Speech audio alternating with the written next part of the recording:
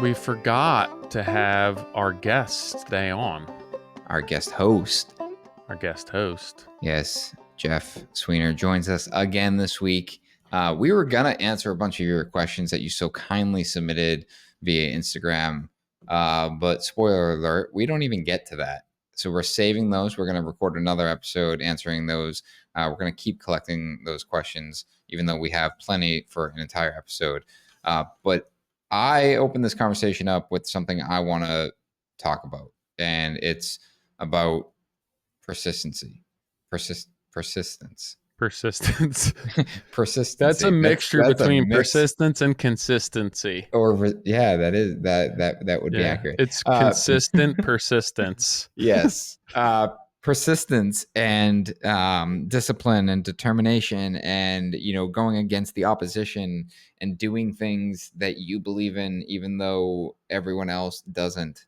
And this is coming off of a recent podcast and book completion that I finished, here actually this week, that had me kind of thinking deeper into what my greater purposes or greater goals are in terms of my professional career as a home builder. Yeah, I think it's nice to have Jeff on. He gives a really unique and valuable perspective, just being somebody that's a handful of years older than us. He's been through a lot of what we're dealing with, and I think that there's some wisdom with that experience and age that is enlightening for us and hopefully for you listeners as well. So it's good, like this conversation between you and I think is one that we probably had before and will continue to have, but bringing Jeff into this conversation, it's fun. And some of the looks that we get, he's like, what the heck are you doing? But yeah, I like the perspective from Jeff on this episode. So I hope you guys enjoy that as well. You're looking to make a big impact on your next project? Check out Andersen's Multi-Glide Big Door. This door is a game changer designed to fit openings up to 50 feet wide and 10 feet tall with sliding panels that can reach up to 60 inches wide. That is a huge opening. Huge. It's like bigger than my first house. Whether your client wants a contemporary or traditional look, Andersen has got you covered with style options that suit any aesthetic. And get this, you can customize it to be straight stacking or pocketing and even add automation for that extra touch of modern convenience. So upgrade your projects with the Andersen's Multi-Glide Big Door, the perfect blend of size, style, and functionality. Visit AndersenWindows.com today to learn more. Are you ready to close your jobs in, half the time, or maybe improve productivity by 50%? What about scaling to 8 figures? Thousands of builders like you are already doing this, and you can too with Buildertrend. If you've heard of them before, you may assume that they're just project management software. Well, think again. Not only does Buildertrend offer the tools for sales, project, customer, and financial management, but they also do advanced reporting and analytics, material rebates, online payments, cash back on business purchases, monthly conferences, in-person consulting, financing, insurance, and the list goes on. So whether you've tried them in the past or you're just hearing about them now, get over to buildertrend.com/MC demo to learn more about how to run and grow your entire business in one place. Homeowners trust you to get their projects done and do them well. So it always helps when other industry experts have your back. For over 80 years, Velux has been solely focused on developing innovative skylights trusted around the world. They've established themselves as the market leader in skylights by transforming spaces with natural light and fresh air. Check out veluxusa.com/remodeler to find out how the Velux brand can back your next build. You look like you were hot on that roof the other day. I was. Tyler said the roof wasn't the only thing hot up there, though. I saw that comment. I climbed up there and I was like, whoa. I'm like, it is toasty up here. And I don't remember if I posted it or not, but I also realized that the little rain that we did get is now pooling in that roof. So you did say that. Yeah. I was like, oh man, I gotta get the roof drain up here. Are you using liquid applied up there? That's a great question. We use the Suprema product down on the 2 lower roofs that are above like living space in the basement. Yep. And I was gonna use it up top, but truthfully, it's blowing my budget. Yeah. And I'm having this internal battle of do I do it anyway, or do I hit my budget because it's a roof that technically could be serviced and replaced relatively, quote unquote, relatively easily, versus something down that's below a brick and deck. It's below the deck. There's sleepers and on a deck. On the lower sections where we did the Suprema, yes. Up on the roof, there's nothing. Oh. Like you only have a service hatch for like cleaning the skylight. Right. So there's not like that. In theory, that could just be ripped off and replaced if necessary. So. Do you save budget on a roof? I know. It's a tough one. But everyone's like, why would an EPDM roof leak? It's like, well, it shouldn't. It shouldn't. If like, there's nobody going to be up there, there's no mechanicals. Zero. So Nothing. What's the hatch for?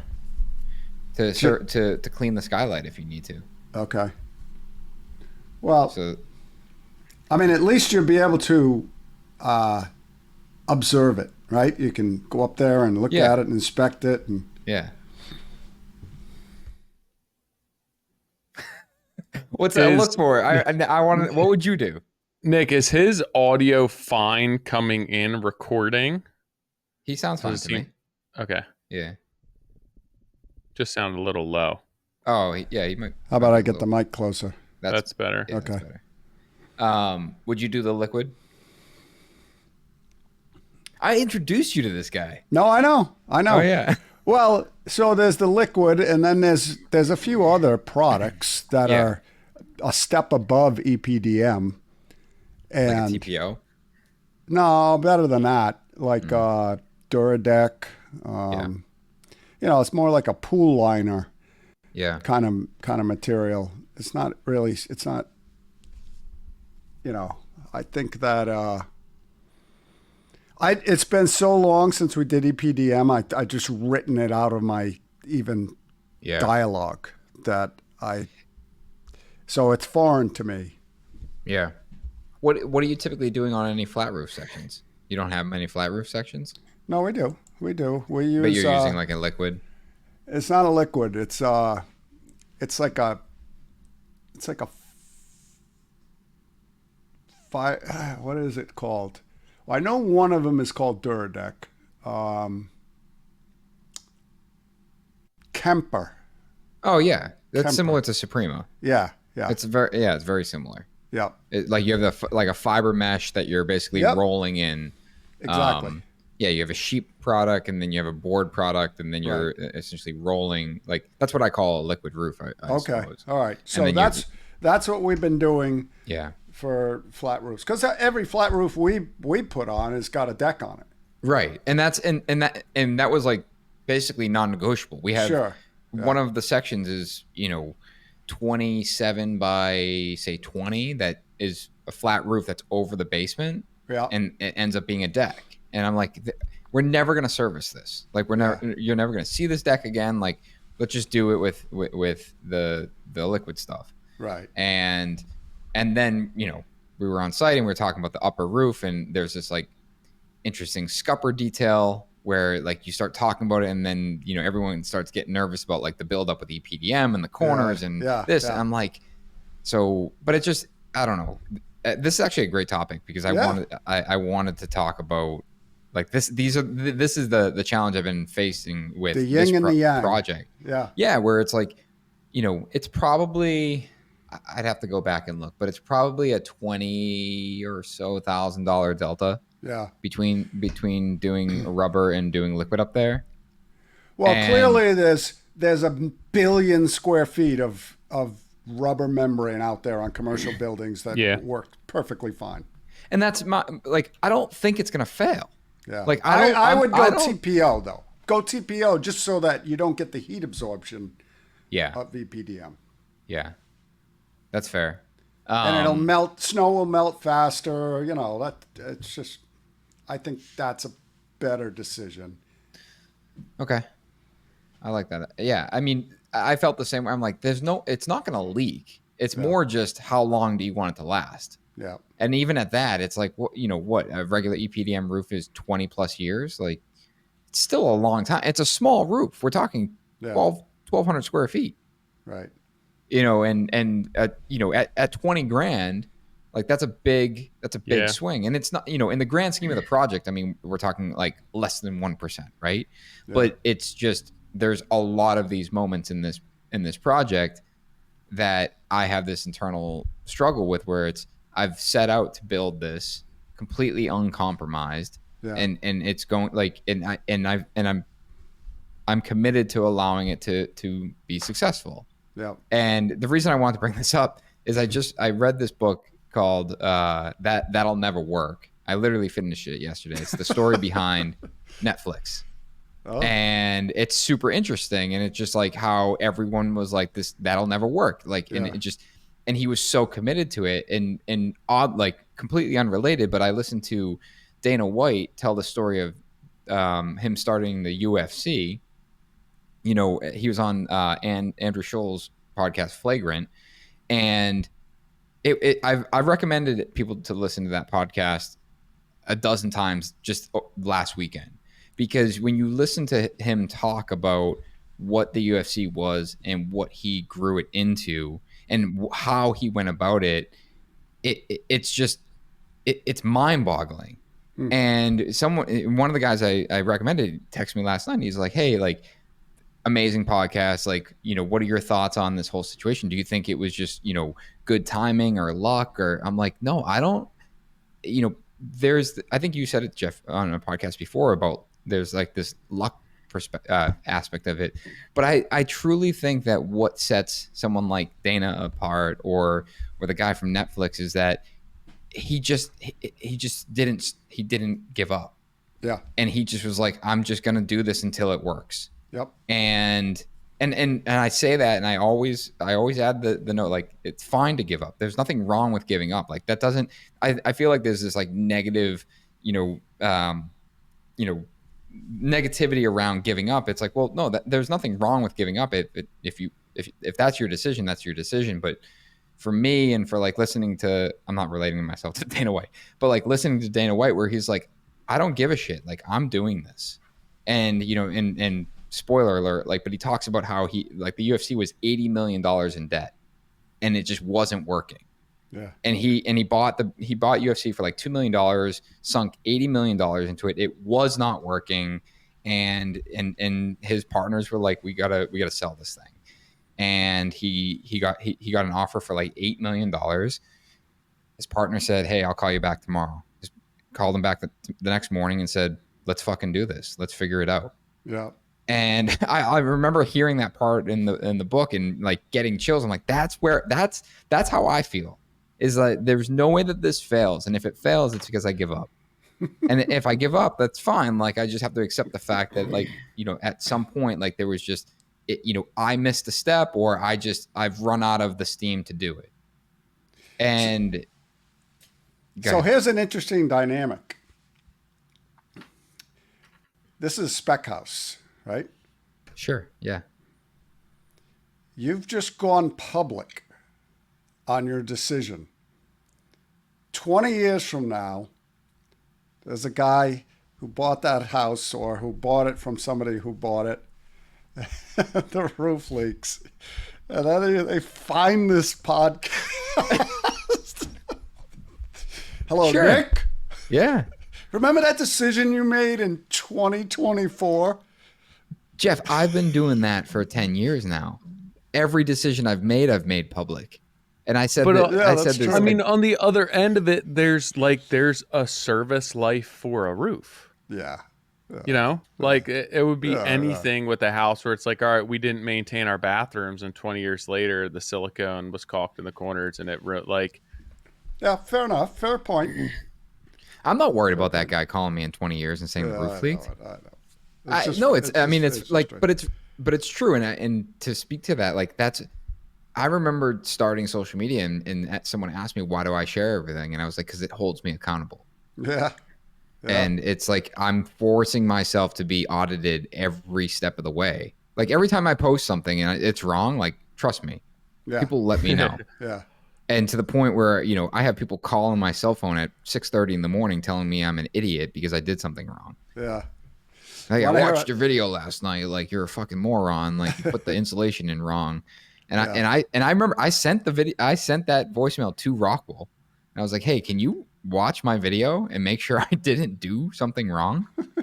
And they were like, no, that's a class 1 install. You're good. I'm like, Okay. okay, cool. Make you accountable. Yeah. And it's not, a friend of mine walked the property the other day and I had a different struggle. I was struggling with something else. I was struggling with the driveway, and I was like, I can't do asphalt here. I'm like, it just doesn't make sense. Like everything in this home has texture to it, and it's just the asphalt. Like you'll pull in that driveway and be like, Disappointed. disappointed. And everything else is just this like automatic, like holy shit moment. Like you walk inside and you have the sky. The whole point is to have like these moments that you can't stop, like saying to yourself like holy shit, like look at this, look at that. And it's like to start that off by walking on an asphalt driveway. Yeah. I was like that, just chip seal it. Well, I was gonna do chip seal, but everyone's telling me that chip seal fails. No, it's like it's a nightmare fail. It just gets for plowing. Yeah, So have you done the resin top? No. Have you seen it? Only in Europe and Australia. They have this product, and it's literally like you mix pea stone with like a resin in a mixer. I've seen it on Instagram. And you trowel it. Yeah. And it looks amazing. It does look What's amazing. It called? It's like resin. It's like resin top or something. Yeah. And it looks like it comes out in a consistency like I don't know, peanut butter, or Play-Doh or something. Yeah. And you trowel it in, and it hardens, and looks like a great surface. But the thing with chip seal is that in the spring, you just gotta, you gotta tune it up if you had a heavy snowfall that winter. Yeah. Yeah, I guess. I guess that's where this conversation went, is because I talked about chip seal, and the problem with that is it's a spec. So you don't know if these people are going to keep up with it. Like you don't know if you're going to get the maintenance on it, which I will argue that we're going to like automatically include a year of maintenance on the home to basically get them to keep us on for maintaining it. And then the conversation led to, well, why not just do exposed aggregate concrete? I'm like, well, we could, but we're talking. The thing about exposed aggregate is that, it's concrete. It's got, freeze and thaw cycles. You got similar, similar worries with our climate, with your climate, more than even mine. Yeah. And, to fix that is really extensive. Yeah. To fix or to tune up chip seal is, relatively easy. And I just think it's about homeowner education. You just say, look, it looks good, but just realize that every year you're going to have to tune it up a little bit depending on how much snow you get. And you want to hire a plow guy, and you want him to put his little feet on the bottom of the plow so that you don't get it clean to the, you got to coach him a little. Yeah, no, that's fair. You've gotten out of the spec thing, right? Entirely. Yeah, for the very reasons that you're talking about, because every single time I would make the decision to say, go the extra mile, do this, do that. And while each component was great, it may not have been the wishes of the would-be homeowner. And, next thing you know, I'm above the market because of the aggregate decisions that I made. But I have a lot of questions around this. Even for this, Nick, what are your other options? For what? For driveway. Asphalt. I mean, aside from asphalt, like chip seal, pea gravel is going to be a pain in the ass. Yeah, you could do loose gravel, you could do compacted gravel, you could do exposed aggregate, you could do chip seal, pavers. You could. Um, I mean, everything's gonna have its issue. Like, I yeah, mean, I know what I like. I like the look of a natural, even like a pea gravel or pea stone driveway best. But then you 100%. have weeds, It's plowing, terrible. snow. It's like a Right. huge pain in the ass. Yeah, I mean, Um, we're like the same conversation came up. I was talking with the mason, and the stairs are all brick, and he's like, "I wouldn't do brick. It's gonna get destroyed." I'm Yeah. like, "What do you mean?" He goes, "Well, they're just gonna salt it, and the thing's gonna get destroyed." I'm like, "Well, we have to do brick. Like that's the whole aesthetic on the whole home. Like you Yeah. can't. This can't not be brick. It's very specific around even the exact brick that we've picked. So I'm pricing out. It's like, well, what's the delta for adding snow melt in just the stairs? That way they never put salt on it. And it's there's all these like these all. I'm with you, Jeff. Like there's all these micro decisions, and I feel, and this is not against you, like I feel that there's other guys that have done a lot of spec that I've had this conversation with where they're like, I've made all those decisions. I've done everything like above the board and I just couldn't sell it. But I'll walk the product or I'll talk about it. And it's like, well, you made, you know, 5 decisions that were above market. You didn't actually do everything above market. You Yeah. cut back here and you cut back there, where it's like, and my argument is like if you had done everything like literally at the absolute best possibility you could have, Yep. would you have been in a market that would have acknowledged that rather Yeah. than being in a market that says, well, I can buy that 5,000 square foot house for 2.5 million. Why am I going to pay you 3 million for yours? Yeah. Yeah, I would attest to that. I would agree. And I've seen it happen successfully twice when we did idea houses for this old house. Yeah. Everything was so over the top that it just put it at a different level. Mm-hmm. And somebody is willing to, to pay for that. And so here's my takeaway on the spec versus the custom. And this is specific to there are people that just do spec and there are Mm-hmm. people that just do custom. What happens when you try to do both is that you to do specs successfully, you have to wear a different hat. You Mm-hmm. have to be budget driven and you have to make these decisions based on outcome, based on budget, based on outcome. And those folks typically sell the house and they walk away and they're never to be seen or heard from again from that homeowner after the year warranty is up. They don't care. They don't have to care about their reputation, about some of the decisions that they made. So versus a custom only, you don't have to worry about making those decisions. But when you try to wear both hats, now you're caught in the middle. But don't you think that just means there's a hole in the market in the sense of like I'll give you an example. We had a potential client came to me, hey, I want to build a house, modern. My budget's 5 million plus, and she was like, find me a lot, I will sign a contract, and we can build a house. So sure, she was like, I want to live in this 3 square miles right here. So we toured 15 properties, and I'm not a broker, I'm not a real like I'm just Yeah. scouring like trying to find her one. And she called me one day. She goes, I'm sorry, I have bad news. And I said, what? She goes, I bought a house. I said, what do you mean you bought a house? And she's like, came across one. It was on the market. It was modern. And I don't have to go through the whole build process. I can move in 6 months. Yeah. And it was at that moment I was like, if I had a product Yeah. that was like, she would have bought it. But it didn't exist.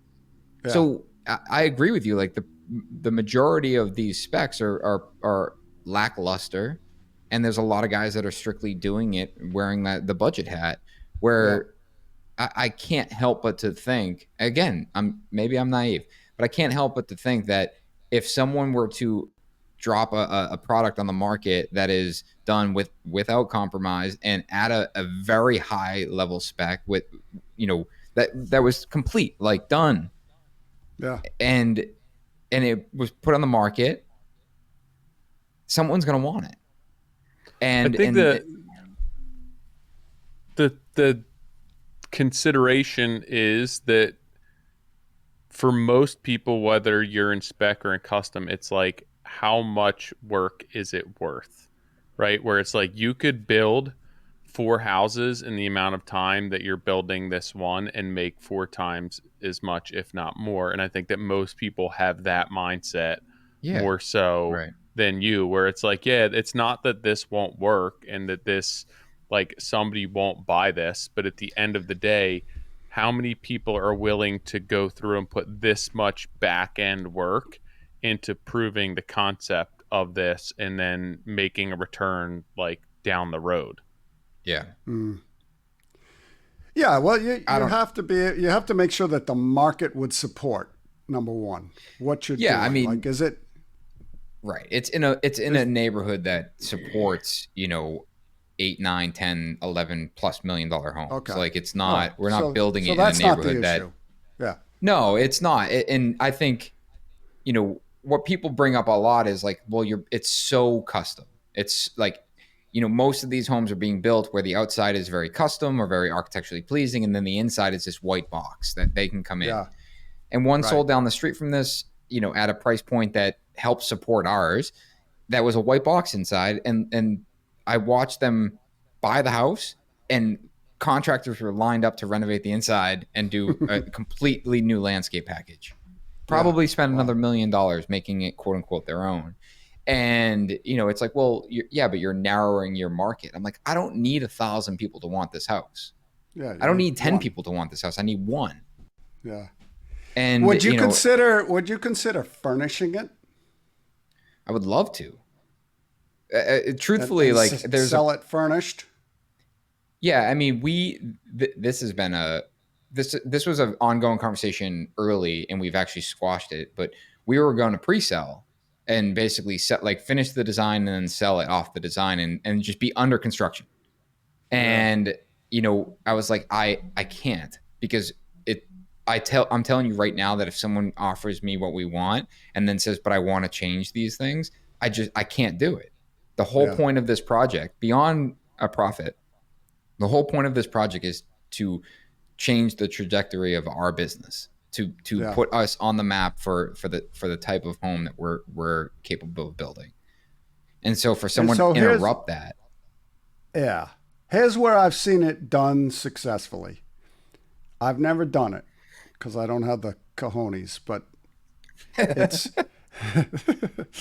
is what Mike from Greenside says.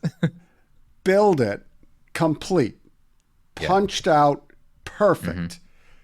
Furnish it, stage it, accessorize it, then put it on the market.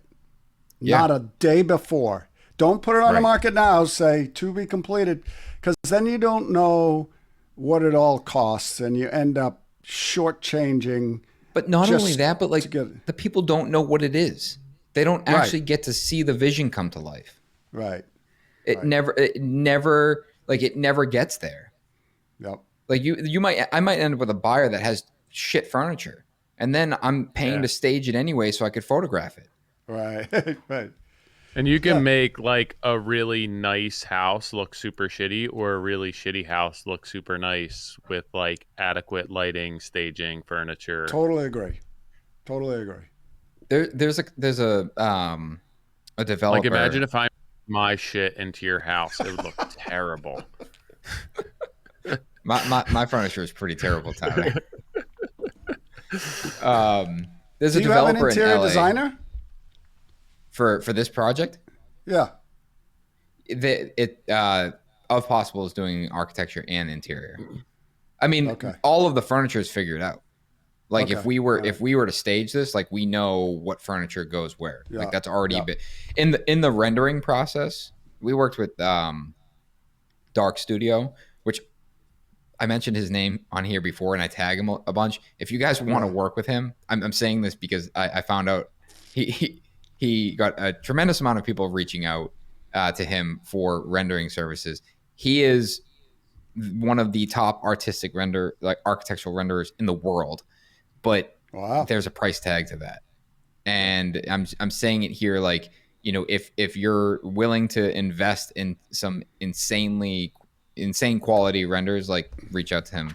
If you're looking for inexpensive renderings, do not. But Yeah. the reason I bring that up is that was part of the rendering process where like Okay. furniture was being picked, colors were Yeah. being chosen, like accessory, like, so we know that, like, we have the baseline, we could furnish it, and we could hit exactly the intent behind that. What I was going to say is, Either do one of two things. You could either buy the furniture and just go for it, or you make a deal with the furniture company that we're going to stage it and there's a return fee, to bring it all back in good condition. Yeah, I mean, a friend of mine did that. They finished a project and they went to photograph it, and they went and the client's furniture was terrible, and it ended up costing him like, I don't know, like 30,000 or something, and he had to buy a bunch of furniture, rent furniture, and he's like, I end up being able to return everything except for the TV. He goes, so now I have like an 82-inch TV in my small 1-bedroom New York apartment. It's a funny story. We did a similar experience where the client moved in, really nice house that we designed, we built, and the client moves in, and we got permission to do a photo shoot, and our interior designer said, yeah, but I want to use the furniture that I kind of envisioned. So we moved her stuff out, put it in a pod, and we moved all new stuff in, which she, sort of rented. And then the client walked in and said, oh my God, I got to have it. And she ended up buying it all and threw her stuff out. That's amazing. I don't know. That's like, that's best case, Yeah. Yeah. But that supports your point. Like, they didn't see the vision. They didn't see the completed vision ever. And if you had staged that and then they walked in and they're like, you know what, Jeff? I'm not even going to bring my furniture here. Leave this stuff here. I'll pay for it. Yeah. And we just finished so go ahead. Okay. I was going to say, we just finished a project that's 10,000 square feet. They came to us with the interior designer. Her name is Rachel Ryder. She's up in your I met her. Woods. The client had so much faith in her that they said to her, we want you to design everything. We want you to furnish everything. We don't want to move in with anything but our clothes. And they gave her the complete carte blanche.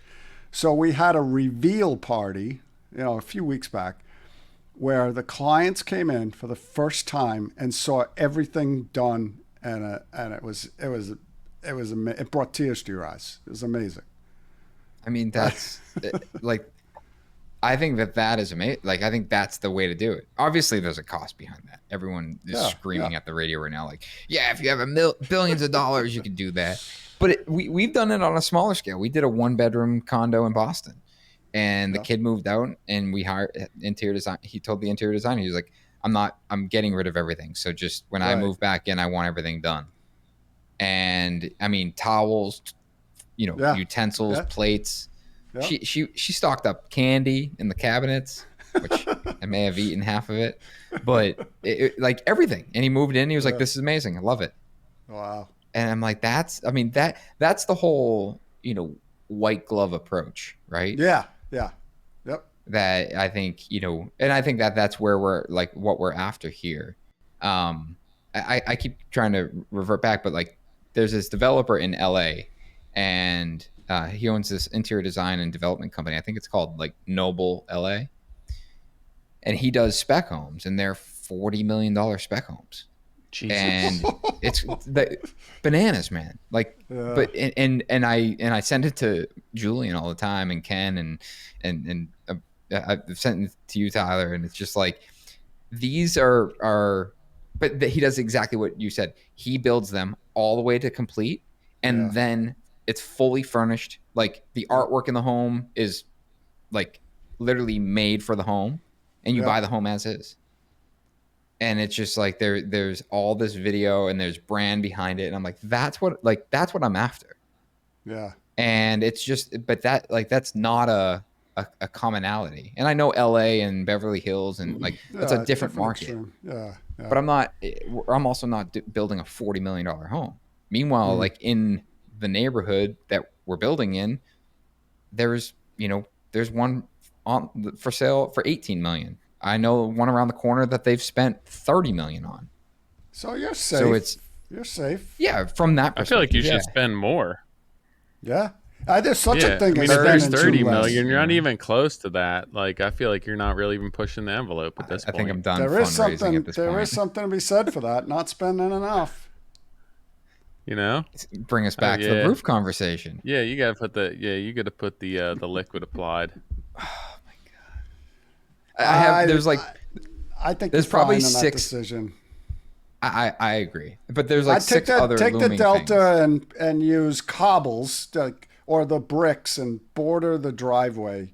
Go with asphalt, already in the but yeah, border it. Yeah, we're definitely bordering it. Yeah. Makes an asphalt driveway look a ton better. I don't think I can do asphalt. Chip seal. How big is the driveway goes underneath the house, right? It's a small driveway. It's not huge, right? No, it's not. I want to say it's under 3,000 square feet. It's not big, but but it's fat. Like like once you come in the driveway, it just fattens up to like 4 cars wide. I don't, talking through the chip seal, I feel like that might be a good option because we're going to be, it's going to be in our home care anyway. So whatever, like we have a annual allowance to touch up the chip seal. Yeah. And sounds like job security. That and the roof, we got to do a roof inspection. Hope it leaks. That's what's making us money. Like there's so many, not so many. There's like 6 things that are looming that are these decisions. One was the bathtub in the primary bathroom, which I've squashed. But then now we're looking at what was that going to be? In the rendering, it's a solid piece of blue marble. It's square. It's like and it was intended to be fabricated, but they won't pass plumbing code in Massachusetts because Massachusetts plumbing code is strict. But one of our stone fabricators said that they had a piece of like solid blue marble that they could carve the bathtub out of. And I got super excited. But I was like, it's one of those moments that it will be like a too small of a wow. Meaning like someone will look and be like, oh wow, that's really cool. But it won't be like everything else in that bathroom is amazing. Like the shower is massive. Like the shower head drops down from the ceiling 6 feet. So it's like that tub, like it's not enough of a wow where we just said, all right, we'll build a marble box and do an undermount and it will have a very close to equal reaction. How much was the tub to fabricate? Out? Like 30, I think. Of course they said they would do it. And what's the most expensive tub you could buy? That one. 5?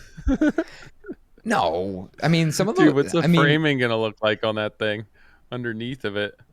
Steel. Great. That's a great question. Because we don't have steel under that tub. Plus water. I feel like some of... I feel like some of the... That's actually... You know what? That's why we didn't do it. Because the framing is not adequate. I feel like some of the nicer freestanding tubs, they're over 10. We've definitely spent over 10 for a nice freestanding tub. But whatever, we didn't do that. We did opt for really nice plumbing fixtures, but now we're going round and round with, and the HVAC equipment is very nice, which I think is important. But I think right now we're going round and around on recessed lighting, and that one is just that is mind numbing. Because what are you doing for it? Right now the spec is that we're doing all trimless visual comfort lights, and that's the intent.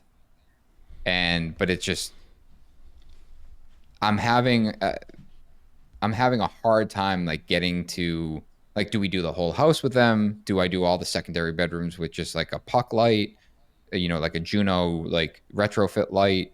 Do I do retrofit lights everywhere because there's enough detail in the home that you won't notice the light? But then the conversation's like, well, it's not so much about noticing the light. It's the actual light that it gives off and how it lights up the space. And I'm at a point where I'm like, my brain is so numb. Like I can't go It's round and nothing I round in really this. like paid that much attention to, but my what like I even saw a meme on it. My wife hates overhead lights. Like Mhm. she uses sconces, she uses table lamps, and I don't know. I like seeing, but she's Yeah. completely fine like not she won't use overhead lights. Like I'll have we have a light fan combination in our living room. She'll come in and just turn it off without asking me. I'm like, I'm in the middle of doing something right now. She's like, just use the table lamps. Like I can't see with the table lamps, but it always bothered me until we went away.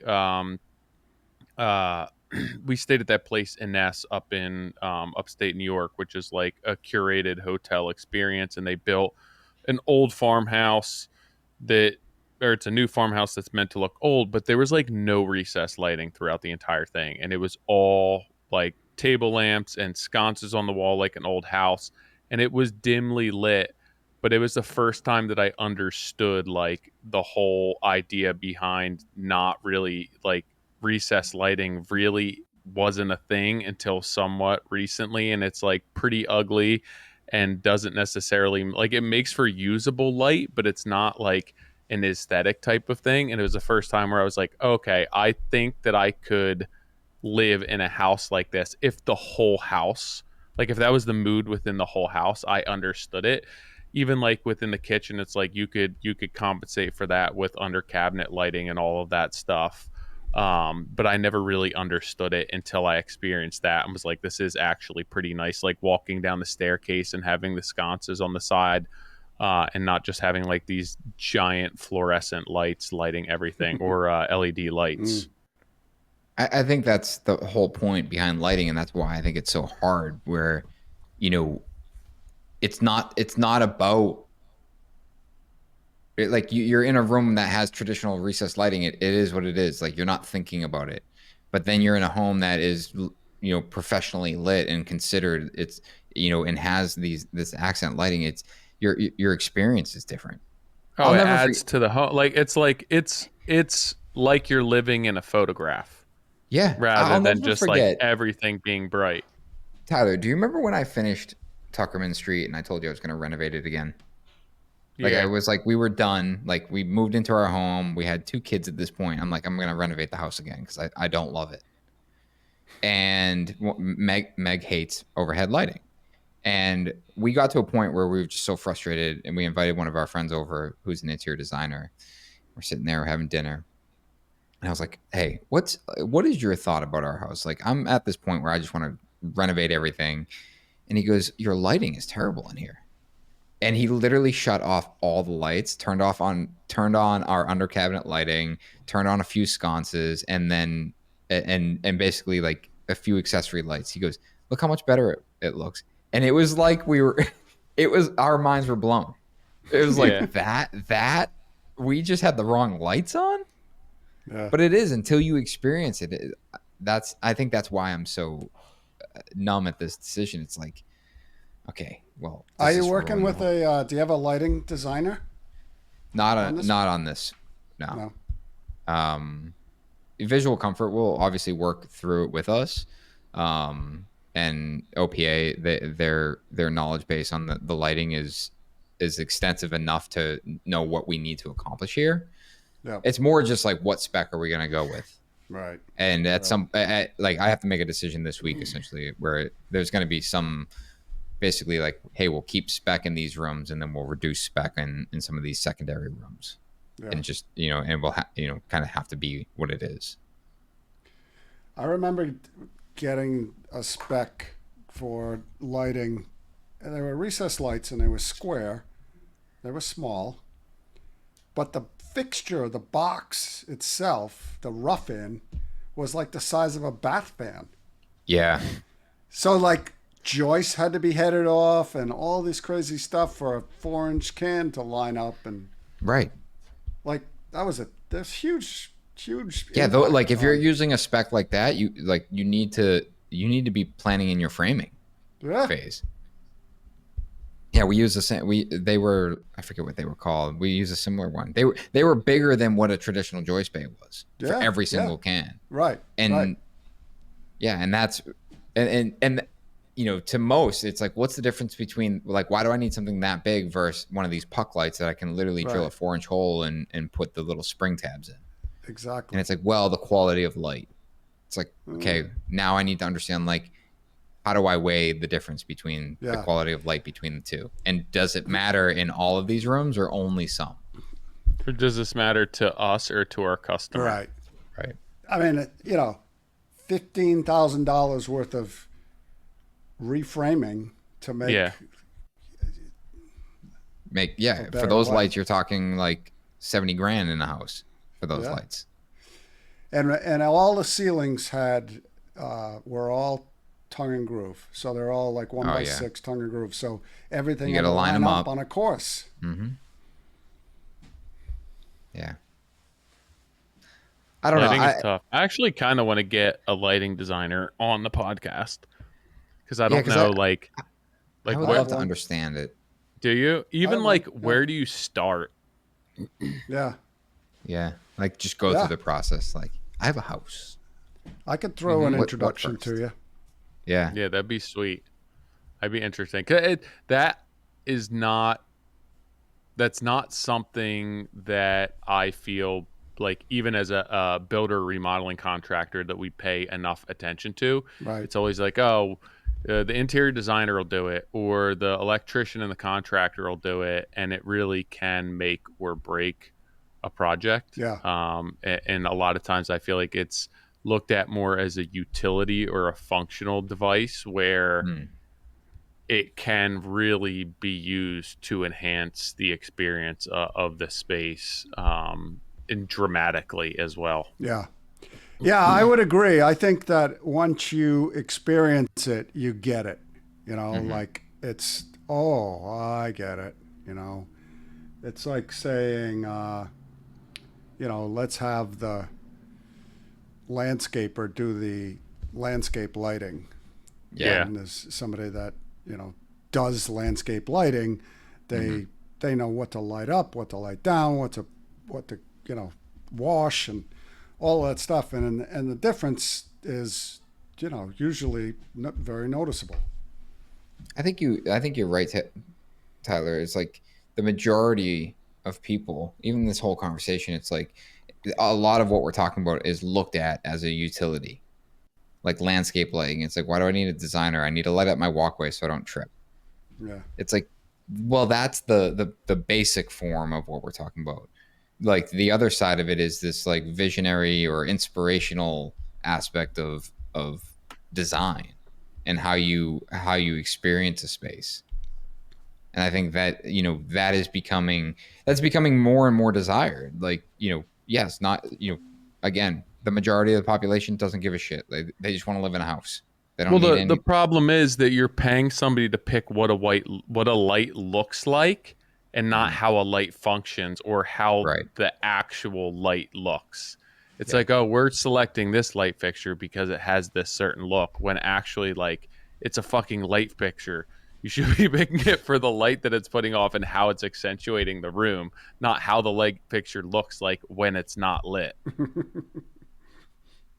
And we'll pay for that. Like, everyone will pay for that. But like, why at that point do you have to upsell, like, how this light like, I don't know. It's one of those less is more type things. And again, I didn't even understand it as a remodeler, as a builder, until I experienced it myself. And like, it was the entire home, the entire space, and every room had a different mood with different lighting. And it really, like, it changed the experience entirely. And it was less of like me sitting here battling, going between, all right, I have light that I can actually see in and function in, and then this is just decorative lighting. Like, it was a nice blend between them. And it worked really well. I think you need to get a lighting designer on this project, Nick. Yeah, I think too late. It's too late. I have an example in my own house that I just said, I'll just let the electrician dictate what we're going to do. Yeah. And so we wanted to light the soffit, right? We had these gable ends with overhangs, and we have them in our house in Maine, and they look really nice on. So I said, let's do that here, and we we did, and everything's white, so everything's white AZAC.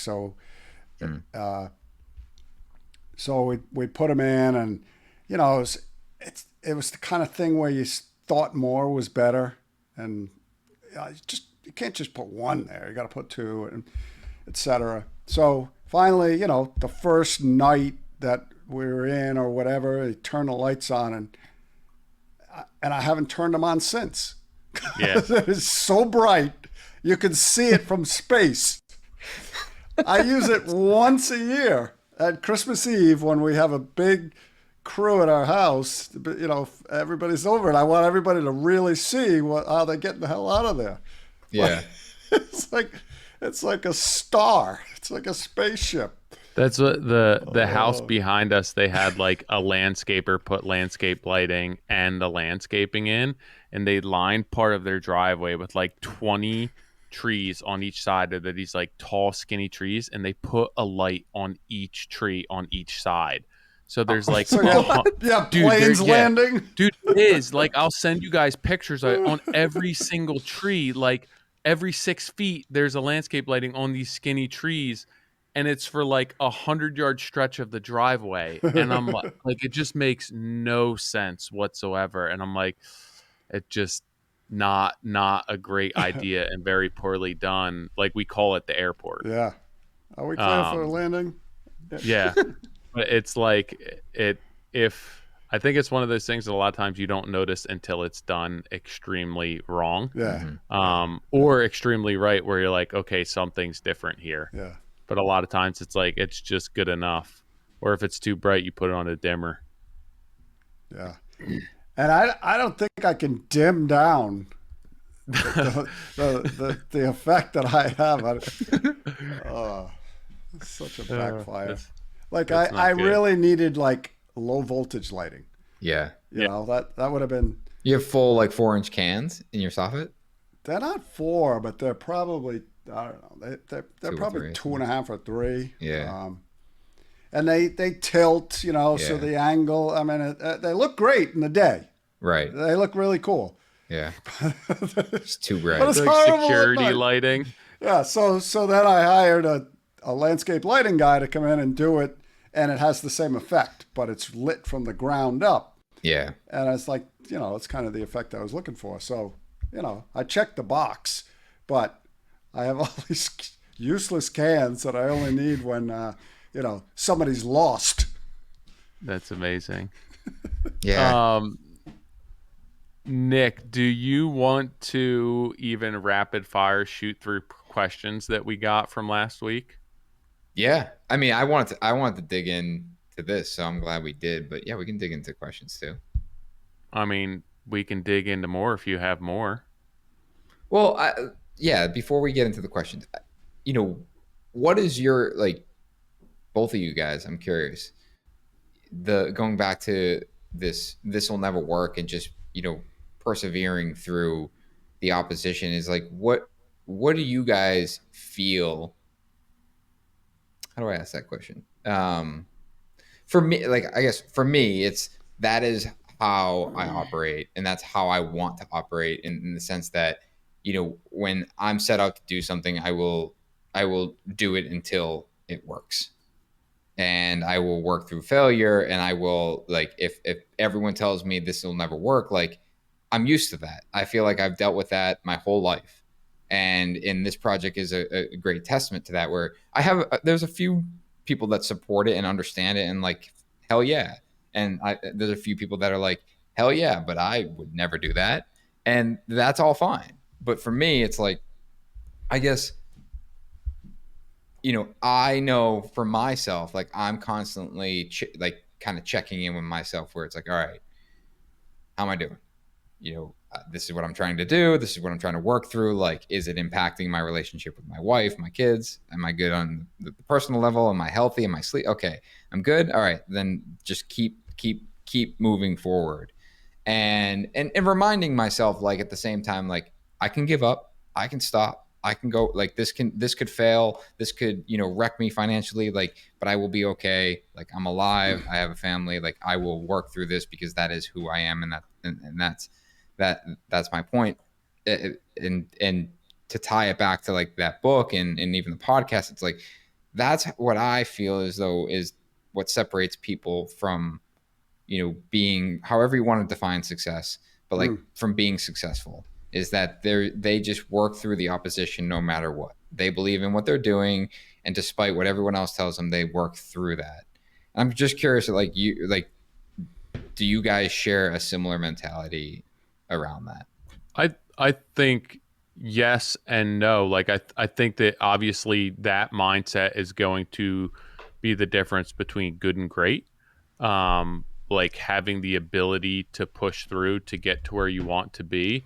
But I understand where you're coming from, but I think that a big issue within our industry is not having this self-realization that what you're doing isn't working. Like the whole I love working with my hands. I love standing up on the roof, so that just makes it all worth it. Like if you love what you do, you won't work a day in your life. That's all fine and good if you understand like where your shortcomings are and why you're not making money and everything else, and you're willing to live with that. But to continue down the same path of what most people do, working 80 hours a week and telling people that they're making $200,000 when you actually equate how many hours you're working, and you tell people we're like, you're doing all this because you love what you do and you love your customers and you love making other people happy. I think that you just have to ensure that at some point you have to understand, like, okay, this is what's causing it, this is what's creating it, and there's a difference between continuing down that path and fooling yourself as to you being successful, and being real with yourself, saying, okay, I understand that this isn't a successful trajectory right now, but I'm on to bigger and better things. Because I think that so many of us say like, hey, I want to work with my hands. I love the smell of sawdust. I'm okay with struggling right now, when I think that oftentimes hinders our progress because we use it as a crutch or an excuse to continue doing what we're doing, rather than like, this isn't working. Yeah. I'm working way too much, but I need to put this time in to get to the next step. Because I think the second half of that is like the people who just outwork other people and are destined for greatness. I agree. Like I actually fully agree with that, because I think that part of going through this and pushing through the opposition is navigating when something isn't working and correcting it on your own. Yeah. Rather than listening to like feedback and being like, oh, he doesn't think I should do this, I'm going to go do something different.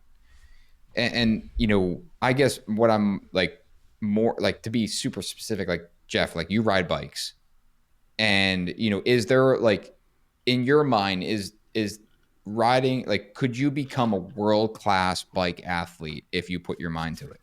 Or do you think that that's not like, that is something that you're not capable of doing? Not like, at 60. Well, no, but I'm being serious. Like, my point is like, the only reason why there's a guy that's doing it better than you is because he puts more time into it. Or is it truly just like, nope, he was born with it. I could have worked every single day of my whole life and I would have never got there. It's like, that's like that balance that I fight with in my mind. It's like, if I just put more work into this and continue to improve, like, I'm going to continue to get better and better and better and better and better. Yeah. I would give the analogy more to my rowing career. I rowed in college, and then the next step was the next goal was to make the U.S. national team. And I'm like 3 years in, I make like the bottom spot as an alternate on a Pan American team. That's kind of the lowest tier. So there's the World Championship team or the Olympic team, then there's the Pan American team. So, and then the next year, I was one of the last cuts, and the boat that I missed out on, I was like literally the last cut. They won a silver medal at the World Championship. And then that was it. Like I just wanted the next chapter. So I stopped rowing. But do you think that would you, looking like knowing that that's how that played out, would you, like, if you could, would you have went back and trained harder? No, I would have gone back and persevered and stayed with it longer. And I have friends that went on to win Olympic medals. Mm-hmm. The same. We're on the same trajectory. Yeah. But I was just impatient. Yeah. It wasn't that I didn't have the skill or the physical attributes. I just was impatient, and I was Right. too eager to do something different. But I don't think it. Sorry, go ahead. I was going to give you an analogy about you. You referenced the CEO of Netflix, right? Mm-hmm. There's a guy that like kept reinventing himself, right? And as the market changed, he changed, Mm-hmm. and look where they are today. So the contrast to that would have been like the CEO of Kodak, Mm-hmm. where they didn't reinvent themselves and they just stayed in their circle, in their realm, and said, well, this is working, this is what's always worked, let's keep Yeah. going. And look what happened. Well, I mean, he ends the book talking about that. He's like, listen, the whole point of this is, it was when he pitched this idea of Netflix, his wife looked at him and said, that will never work. Yeah. And he ends the book in saying, and she was right, that what I pitched in that very moment wouldn't have worked. Wouldn't have worked. But what came of that thought is what is now Netflix. Yeah. And I think that, like, I think you're both spot on. It's not about, just pushing through at all expense. It's knowing how to adapt. Right. And but internally, not with like, not so much about listening to the opposition or everyone telling you like, do this instead of that. It's understanding what am I trying to accomplish? And when I do something and it fails, it's not it's not, hey, I'm stopping, I'm never going to row again. It's okay, I've landed here. How do I continue to move forward? And again, like I said in the beginning, you gave up. That's fine. Yeah. But there's nothing wrong with that. Like, you Right. went on to be a successful builder, on the most successful podcast. Yeah, I think that it's never. I don't think it's always as black and white as you want it to be. Like, I think that, there's some people who are running on straight talent. There's some people who are running on straight drive. Most people are running on a combination of both. And I think every person requires different amounts of input of each to be successful. That being said, I think generally speaking, like, there's people who, if you work harder, you're like, the harder you work, the luckier you get. There's also people who just completely step in shit and wind up, but like, when you look at world-class athletes and everything else, like, they're working so hard, and maybe talent got them to a certain point, and maybe it was easier for them to get to the point where they are, but they're all working hard. I was just watching an interview with one of the upper weights on the U.S. wrestling team who's going to represent U.S. in the Worlds this year. And he beat, to get his spot, he beat like a multi-time world gold medalist and Olympic gold medalist. And he's like, I don't lift weights. And he's like, the workouts that I do wrestling are enough of muscle development. He's like, I did when I was younger, but I don't lift weights now. And like that, he just found out what works for him. Mm-hmm. And it doesn't mean that he's not working hard in other areas, or his strength training isn't in some other realm or discipline. He's just found out what works for him, and he's literally one of the best in the world. But it's by a different means and a different path than others have taken. But at the end of the day, like, he's still talented. He still works hard. And it's a combination of those things, and just being like true to yourself and realistic, and understanding that this is all a process. And if you screw up, you can still step back up and keep moving forward. I don't like, I think there's people who can will themselves to do anything, and there's people who talent can make them do anything. But most people, it's going to be a combination of both of those things. I think, one of the things that I learned from like Michael Jordan's biography is, he talks about the obsession It's like in the sacrifice. Because Yeah. I think that, that's something that we talk about in our industry a lot, is like the work-life balance. And the reality is like, you can have work-life balance, you can have balance, and that means something different for everyone. But to be great at something, by definition, almost by definition, is like you're sacrificing something else. And oftentimes that is family. Yeah. It's like, you want to be great at doing something, like then that means you're putting more time into that versus something else. And you have to. Right. And I think that's where, if I were to guess, that's probably where most of the weight, the psychological weight comes from, is the balance between, being a good father, being a good husband, a good partner, whatever. Is that, it's like you want to lead this successful career, you want to be uh, great at your job, but you also want to be a great dad, and you want to be a great husband. And it's like, that's that's just the difficult part of, like, But how I to, also feel like that's not right nor wrong. Like I think that our agreed. society makes it like you're either a good father, you're present, or you're not present. Like I think that if you're honest with yourself and true with yourself, and like you want to be great and you want your business to be great because that's what you want to do, not because, oh, I'm like providing for my family. I don't think there's anything wrong with that. Like there's some people who want to pursue their professional career more than they want to be a parent, and that's not right or wrong. That everyone's different. Doesn't mean you need to be a bad parent. And there's some people who, when Right. they have children, like their biggest priority is just spending every second with those children, and that's where they get their most gratification and brings them the most joy in their life. And there's nothing wrong with that. I think it's when you start telling yourself or trying to fool yourself that I'm gonna pursue my career because it's for my family, when at the end of the day it's like, no, this is what drives me and this is what makes me happy. As long as you're honest with yourself and like that's Mhm. okay with your family dynamic, there's nothing wrong with that. Yeah. There's no rule book on this. um I think I don't know. I even think I was just talking to Rachel about this, and it's off topic, but it's like everyone wants to. We left the lake where we were for the 4th of July early, and fireworks were on Saturday, and we left, and people in her family weren't happy about it. But I was like, we just spent a week with the kids, like really quality time. Neither of us drinking, neither of us partying, like going on hikes, spending day trips. And I'm like, everyone wants to post on social media and Instagram and make it a big deal because we didn't sit around and watch fireworks on like through the lens of our phone together. Like that's so important.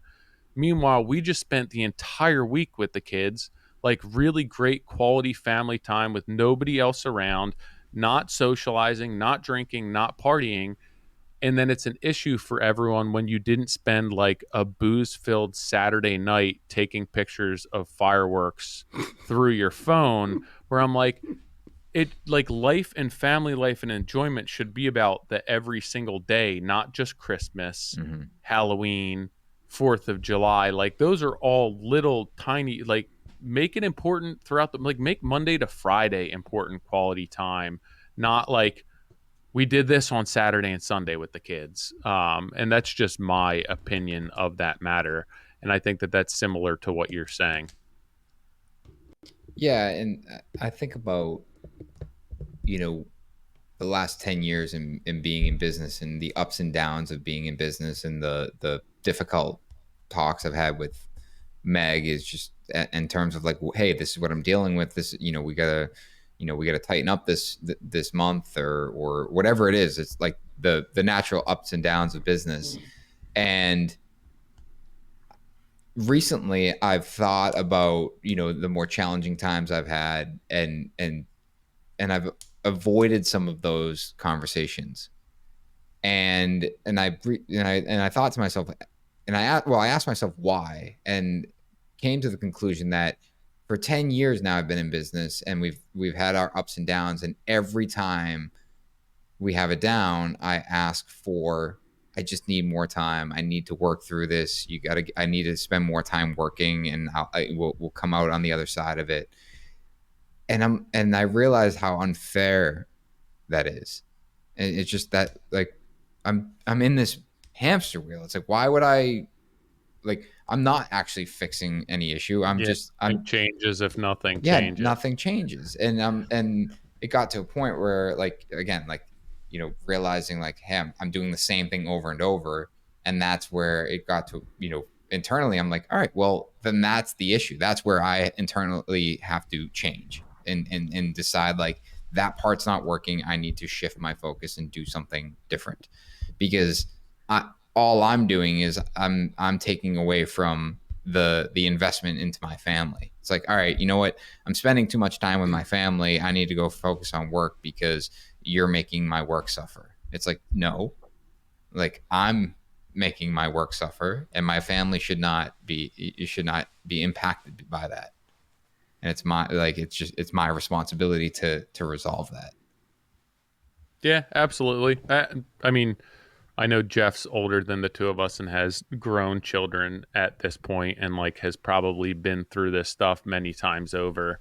Um, I just like oftentimes when crap gets like that, I try and bring some sort of perspective into my life, and what we're doing and everything else, and realize that like we're all probably like, this isn't the first time we're going through this. This isn't going to be the last time we're going through this, and that if it's not this, it's going to be something else. So I think trying to orchestrate your life around like general principles and having the wherewithal to be like, yeah, more time isn't going to fix this. I think like building those fundamentals into your life, you can then apply them to whatever situation or like stage of life that you're in. Yeah, I think that's the balance between, persevering and pushing through and going and striving for greatness, but also realizing that none of this matters. Mm-hmm. Yeah. Like, we're here for such a short amount of time. And, I always have that realization when I'm on a plane, like, especially leaving like California, where you like go over the water and then loop back and you just Yeah. see like the thousands of homes and realize there's hundreds of people down there. And, it's like, what are we doing? I was going to send you something the other day on Instagram that a tattooer I follow posted, and it was about that. But then I was like, I don't know, this is kind of weird to be sending like without any sort of context. But My essentially, it was like if you zoom out and look at like actual perspective of where we are, and like we're nothing, and then even just like within 100 years, everyone that you know and every home that you worked on and tried to build, and like the house that you worked so hard to raise your family in, like there's somebody else in it. Like all of your dreams and hard work that you put into that house, somebody else owns it. You don't own it anymore. And they're like, even as far as like, how many people know their grandfather's father? So within 100 years, even your relatives, like the closest people who know you, don't know who you are. So it's like you're doing all of this to within a couple of generations be completely forgotten about. And it was like, it was pretty intense and pretty deep to be like, yeah, who knows their grandfather's father? And I was like, yeah, I don't. And that's like a mm, couple generations away. That at the end of the day, it's like, what does all of this mean? And like all of the effort that we're putting into having these things, in 100 years somebody else is going to own all of them. Well, you got to leave a legacy. You got to leave a legacy that your children will talk about to their children, and their children will talk about to their children. It is, but at the same time, I like, even I think like the grandfather's father thing, I don't know how many times I've sat down with my dad and talked about like his dad's dad. It's never happened. It just Mm. it as time goes on, people forget things, and you're so concerned with your life, where it's like, even if there's this long standing robust legacy, how long is that going to last? do you ever see the movie Coco? Yeah, the Disney movie. Yeah, that's Yeah, what the this is Halloween about. one. But this is what this is about. They would disappear and they wouldn't be able to come back from the afterlife if people forgot about them. And there was this one character in the movie where he kept trying to come back, but no one ever put his picture out, and that was like Yeah. how he could get through. And eventually, in the afterlife, they disappear if people stop remembering them. And there was only like one person that remembered him specifically. But when you're talking about that, that's I'm thinking about that movie and how like deep that is. Because Jeff, like you're right. Like the goal is to build. We're getting we're down a path right now. That movie is good. And I want to circle back on the previous comments about like kids and life balance and all of that stuff. So like obviously having gone through it, and this wasn't intentional at the time, but when my kids were let's say 10 to 15, like I coached both of them in everything that they did. Mostly, or at least I'm there watching. I didn't want to miss a thing, and so my work day went until 3:30, 4 o'clock. We got practice, so and we had a great time. And then once we got to the point where now fast forward 10 years later or however many years later, I have an extra 4 hours in my day. So I can reinvent myself as that intense drive back into the business. I wasn't that intense about the business then, and which was fine, but now I have that extra capacity and, extra free time to be able to say, this is now what I want to do. This is now what I want to pay attention to. So as long as you do two things, you keep your business, moving in a direction that's going forward, and you keep your health in a direction where when you get to age 60, you can say, okay, I'm ready to work hard for another 10 years. Mm-hmm. So as long as you do that, you can have both worlds.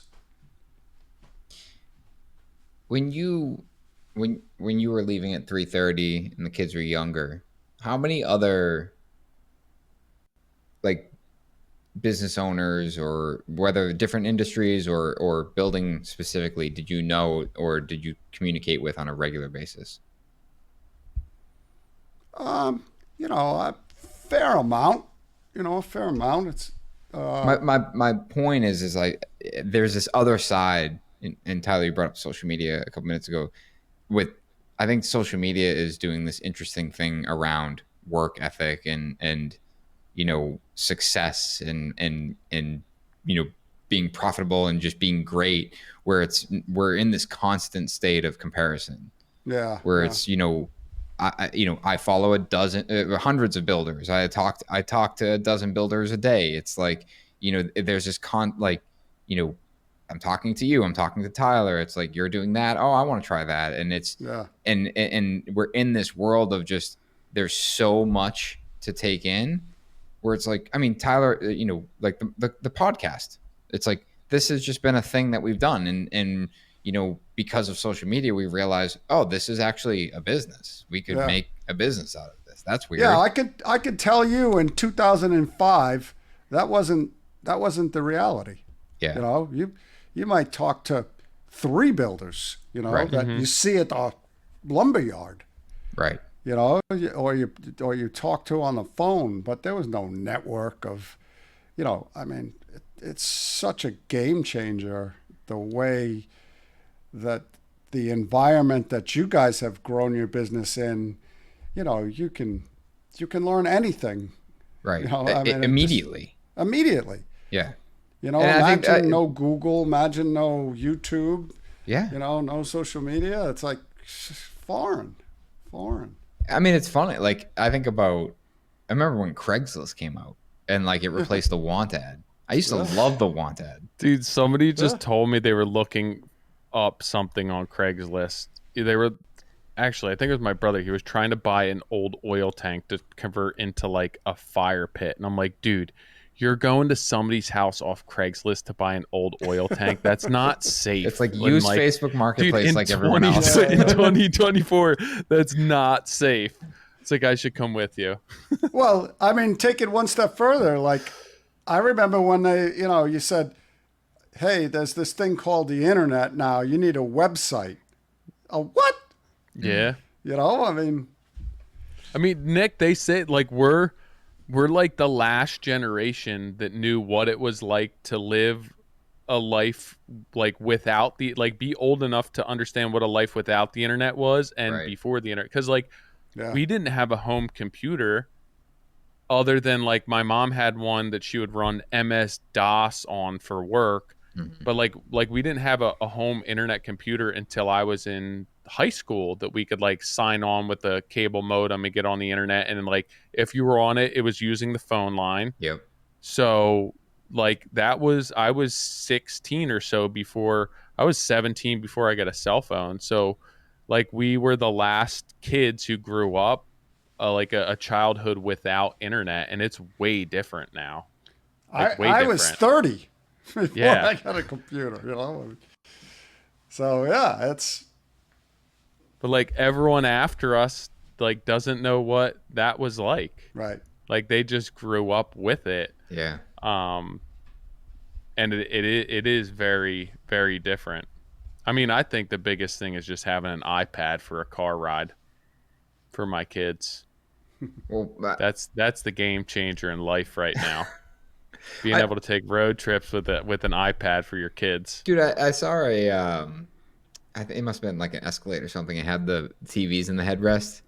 Yeah. And I don't know what made me say it. Like, I was with Meg. I'm like, I just don't want those because all the kids are going to do is want to watch a show. She goes, Nick, That's all they do. they have an iPad. I'm like, oh, yeah. Why are they They still just bring putting it with TVs them. in headrests? Yeah, like, yeah. it's like, airplanes don't even have them now. It's just like, oh, hook up your know. iPad. It's like, of course, like everyone brings a tablet with them. Yeah. I don't know. I don't even know where we ended up here. You know what? No, but What's funny is when we started skiing when the kids were little. It was always in my mind that we were going to ski. That was going to be our winter activity. So we had a 4-hour ride.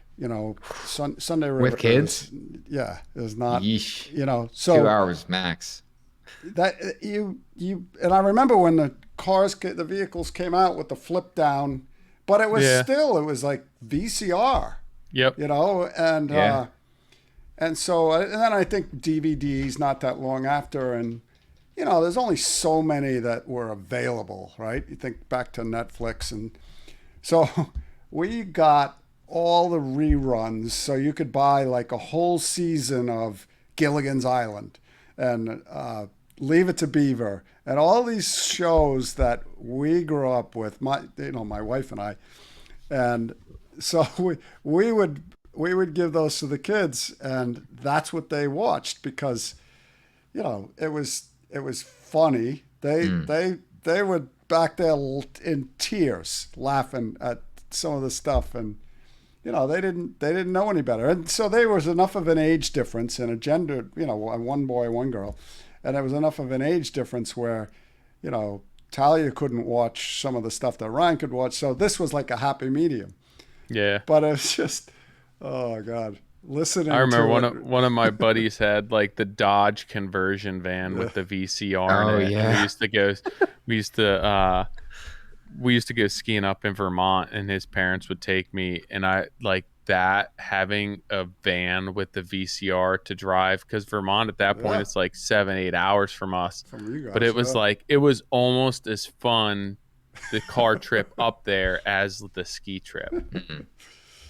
And now it's like my kids have no idea. I think I said this before, but like I remember being little, and if it rained, you would like pick a raindrop on the window and see whose raindrop would like collect and get down to the bottom of the window first. Yeah.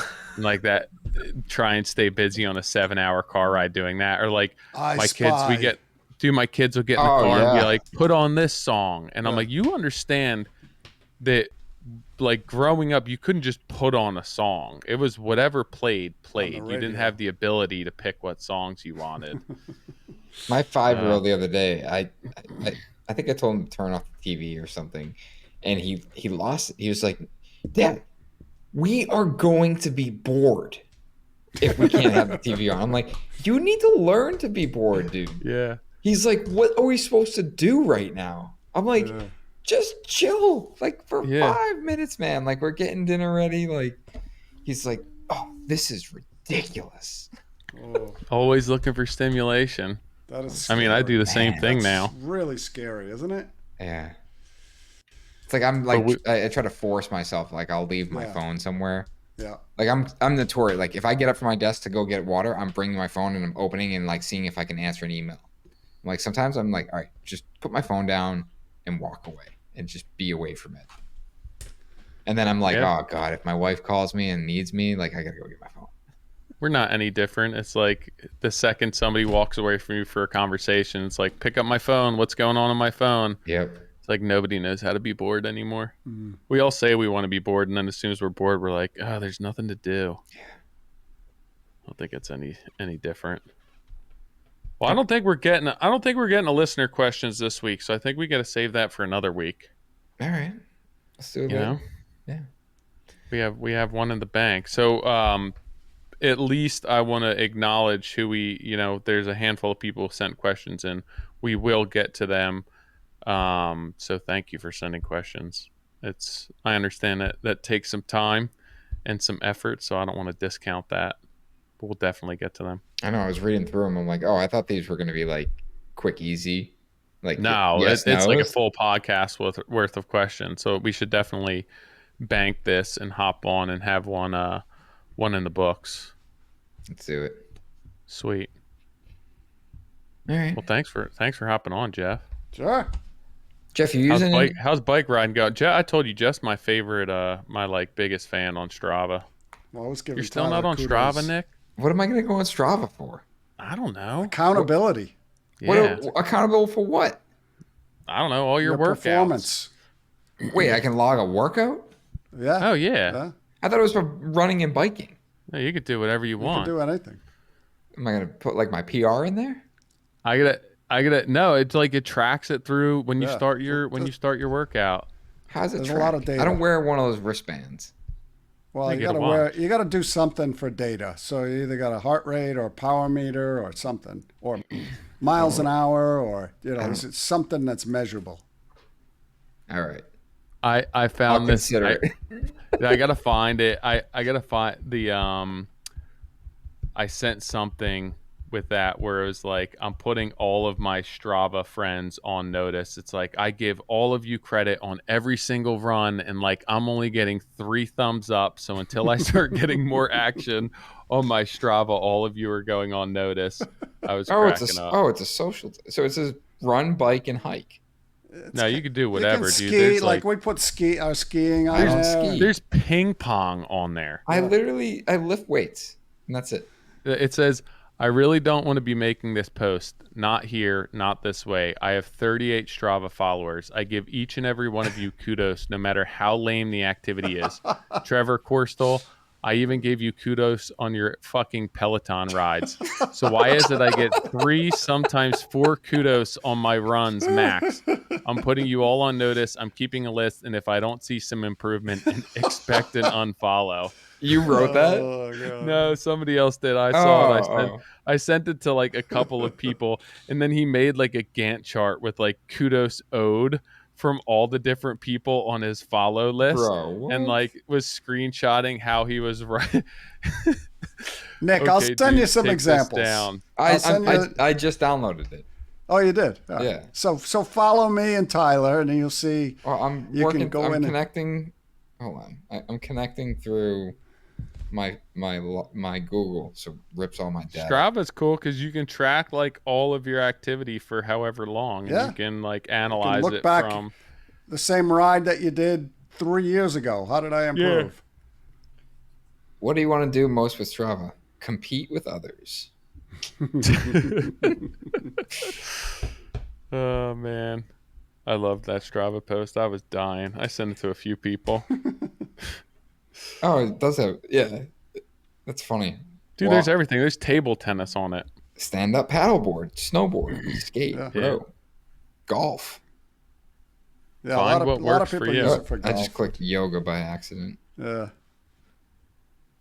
All right. I don't understand it if there's no measurable. I gotta Like, pay $80 what's a year for this thing. No, it's free. It's free. All right, The skip. only thing 80 will get you like some colored maps and stuff like that. Oh, You there's won't a need any of that. ton of my friends around here. Yeah, man, Yeah. you've been missing out. Apparently, Strava athlete since 2017. Mike Connolly's on here. Mike listens to this podcast, so now I'm gonna add him. We'll see you on Strava. Yeah, This podcast is brought to you by Strava. it is not. It is not. How'd you hear about it, friend? The Modern Craftsman podcast. Oh God! I need a device. That's what I don't have. Yeah, get a heart rate monitor. Get an Apple Well, Watch. if you I like, let's say hate you go those for a run and you just put your phone, you can hit record right from your phone, and it'll just track your GPS. So it'll do Okay. speed. All right. You know, let's I say will, go skiing. I will figure this out, but I will start with following you jabronis. You'll be good. Okay. Just make sure you return the kudos. Yeah. There he is. There's Jeff. Cool. Jeff, do you use Velux skylights on your homes? God, you know, we haven't. I can't tell you the last time we put a skylight in. What is up with that? I don't know. I feel like I'm hearing this more and more. It's like you're either a skylight person or you're not a skylight person. Yeah, I would say we use Velux. Yeah. Yeah. Okay. I have one in my house. I do have I love skylights. I do have a skylight. I don't know. I had we were talking about I was talking about skylights the other day, and I was talking about the one at on our project, and they're like, "Yeah, I'm anti skylight." I'm like, "For what reason?" I'm like, "Because they're like when they're done well, they're so nice. Yeah. Like they leak." I'm like, "They leak when you install them wrong." Right. That's usually that's almost always the issue. Right. Yeah. And I'm like, they're like, "Yeah, I don't know." Well, they just become a recent partner of our podcast here. Yeah. So excited to have them on, and we got a couple projects we're working on with them, and they got some cool products out there. So I was curious if you used them. Yeah. If we do skylights, that's the brand we use for sure. Sweet. All right, Jeff. See you in a All right, couple guys. weeks. All right. See you on Strava. Sounds good. See you on Strava. Yeah, I'll see you on Strava. Give you a thumbs up or whatever I do there. Figure it out. Right. See you, dude. See you guys. Thanks. Oh, I got the follow from you, Nick, already. I just did it. I've been so anti like the watch thing. You can get a heart rate, like a simple heart rate. You can even wear like the chest heart rate monitors. I'm gonna walk around with a chest heart rate monitor on. Oh, when you're working out, man. I'll just leave it on all day. I'm I'm gonna get kudos and be like, "Oh nah, man, I'm just stressed out right now." Yeah. All right, I'll figure it out,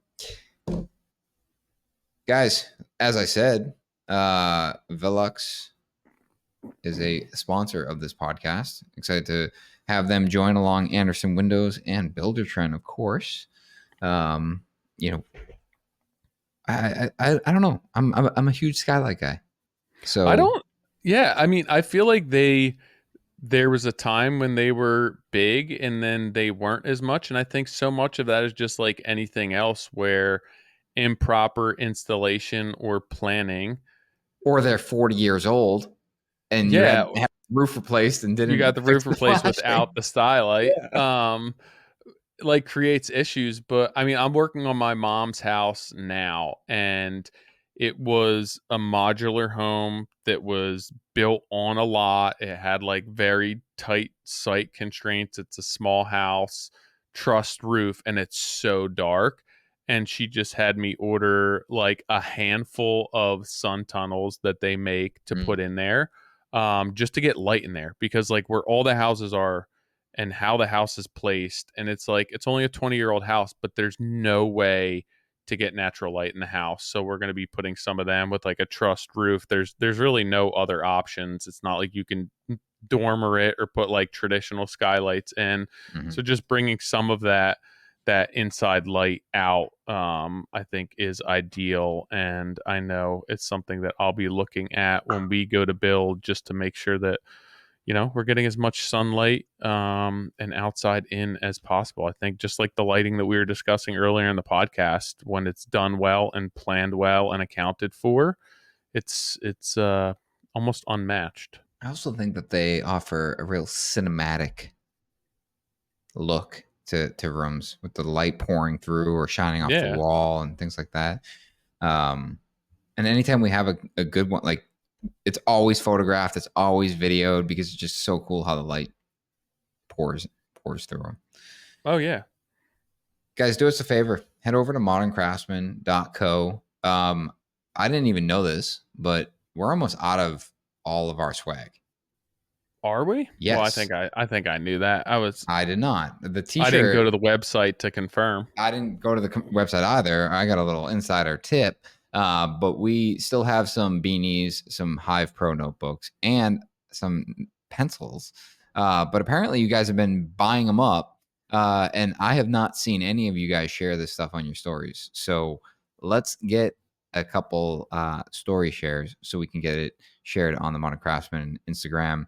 Appreciate you guys. The support is huge. It keeps this podcast going. And make sure you fill out your email on that pop-up when you get to the website, because we got some cool stuff in the works, and we want to make sure that you hear it here first. Hear it here first. Hear it here first. Here, Yeah, it here first. keep an eye out. Nick and I, it's been a couple of months in the making. I mean, it you'll see as we start to unroll things and open the door to show you what's going on. But it's been exciting. I think it really does dovetail very well with everything that we're doing and the experience and the network of people that we can tap into. And I think just helping people be and remain as successful as possible in this industry. So we're gonna be pumping out some emails here shortly. So if you get them, you might already know us, but take some time and read them, and it's gonna basically lead you to where down our path, that tell you our story about who we are and what we're doing and where we want to take this thing. So if you start getting them, keep an eye out. They're going to be rolling out here pretty soon, but the news will be unveiled shortly. And if you guys want to join us live and tour our 45 White Oak project that we talked about today, Friday, September 27th, we're going to be touring that with the Contractor Coalition Summit group.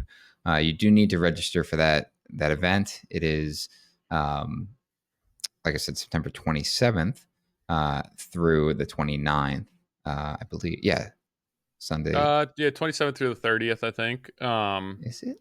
That Oh, it is the 30th. I apologize. 27th through the 30th in Boston, but we're going to kick off that entire week or weekend with tours of our 45 White Oak project. ContractorsCoalitionSummit.com for all of the info. To tie that to what Tyler was just talking about, if you guys do register, we're going to share a discount code in that email. So if you guys do want to register for that event, make sure that you're also registered to our email list for that exclusive code. Otherwise, head over to Contractor Coalition Summit and make sure you register because tickets will sell out before the event. Yeah, the event, I just spoke about this the other day as well, but it's pretty limited. It's not an inexpensive event, but it really, I went to the last one in Minneapolis, and it's an entire event. The value for what you're getting as far as knowledge, technology, information, networking, access to vendors, partnerships, all of that stuff. It should be paying you back and returning your investment multiple times over. But it's definitely a very unique, a very high end, and really nice experience for you. So I think that when you're looking at this, you should look at it like that. Like I say, the value and the impact that you're going to get out of this with like 25 people in the room versus 250 people in the room is much, much different. Like I think that it just creates a much more valuable, positive experience for you. So that's why we're choosing to keep it pretty small and keep it pretty intimate, and why it's priced appropriately. But I think that it makes way more sense for everyone to be able to recoup their investment that way. With that being said, see you guys next week.